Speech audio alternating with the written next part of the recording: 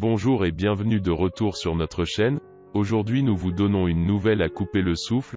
Demain nous appartient du 3 juin 2021. Lou veut déménager à Marseille avec Nina et Timothée. Aurélien cherche à s'enfuir.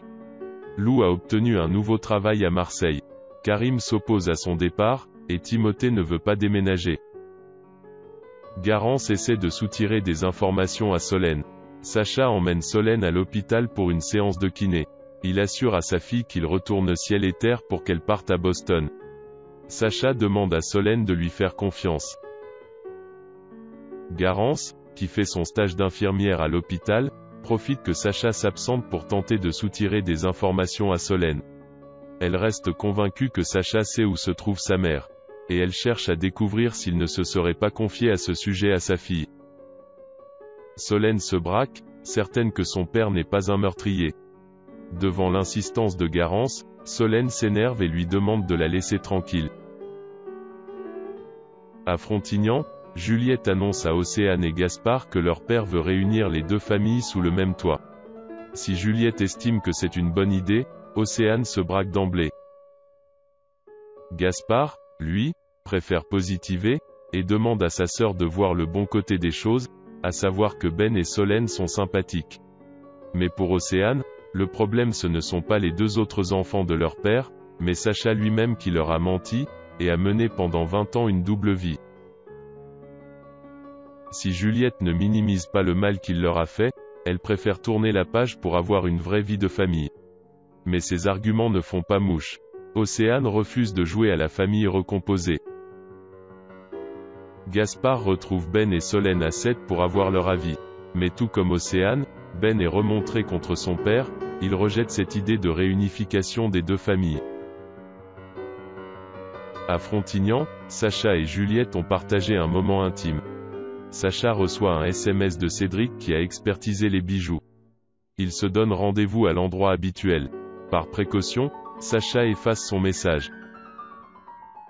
Aurélien cherche un moyen de s'échapper, Karim apprend que Lou veut déménager. Louise provoque la colère d'Aurélien et Mathilde en leur annonçant qu'ils vont partir s'installer en Guadeloupe. Elle prétend avoir besoin d'un vrai départ. Les deux adolescents ne comprennent pas la décision de leur mère et essaient de la faire changer d'avis.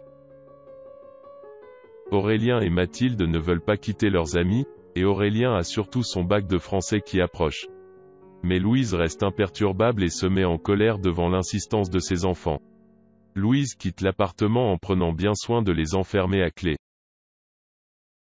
Anna continue de s'impliquer pour aider Bar, et elle va jusqu'à jouer de ses contacts pour obtenir des réponses. Anna interpelle dans la rue Raphaël Duprilot un ancien camarade de lycée qui travaille dans une banque. La journaliste se rappelle à son bon souvenir, mais il comprend très vite que leur rencontre n'est pas due au hasard. Anna lui confie enquêter sur la disparition de la compagne de son fils et de ses enfants. La journaliste demande un service à Raphaël, identifier l'un des clients de sa banque grâce au ticket de caisse du Little Spoon. Tenu au secret bancaire, Raphaël refuse. Anna insiste, car c'est la seule piste dont elle dispose. Raphaël fait mine d'accepter. Timothée est chez Anna et Karim pour réviser le concours général de maths avec Issam lorsque son téléphone sonne. C'est Lou qui tente de le joindre, mais l'adolescent atteint d'autisme préfère ne pas décrocher. Perturbé, il fait une crise. Issam ne parvient pas à le calmer mais Anna arrive heureusement à sa rescousse. Une fois apaisé, Timothée confie à Anna qu'il ne veut pas déménager à Marseille avec Lou et Nina, il veut rester à 7 près de son père, et passer le concours général de maths. Timothée confie également à Anna que Lou ne le comprend pas. Raphaël se rend au poste de police et fait un signalement auprès de Karim concernant la demande d'Anna. Lorsque cette dernière rentre déjeuner, Karim la reçoit froidement. Il lui reproche d'avoir voulu obtenir une information de manière illégale. Karim finit par se radoucir et s'excuse. Anna se demande si son compagnon ne surréagit pas à cause du départ de Lou à Marseille. Ignorant tout des projets de son ex-femme, Karim tombe des nues. Désemparé, Bar s'est épanché sur la disparition de Louise auprès de Sarah et Roxane au Spoon. Cette dernière aimerait lui apporter son aide mais la photo de Michael prise par Louise n'est pas suffisamment nette pour que la reconnaissance faciale fonctionne. Mais comme Anna ne peut pas remonter jusqu'à Michael grâce à Raphaël, Roxane pense pouvoir se connecter au serveur de sa banque. Sarah s'offusque et lui rappelle qu'elle ne peut plus se permettre d'agir de manière illégale maintenant qu'elle va entrer dans la police scientifique. Roxane insiste, et Sarah cède. Mais elle demande à sa petite amie d'agir discrètement. Pendant ce temps, Gary Lannon est arrivé à 7. Et il retrouve Michael. Gary lui met la pression, car il est hors de question que Louise lui échappe. Furieux, Karim demande des explications à Lou.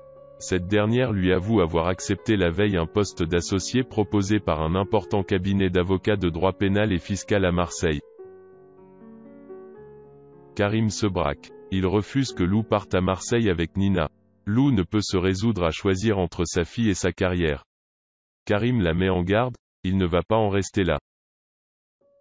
Michael s'introduit chez Barr à la recherche d'indices qui lui permettraient de retrouver Louise.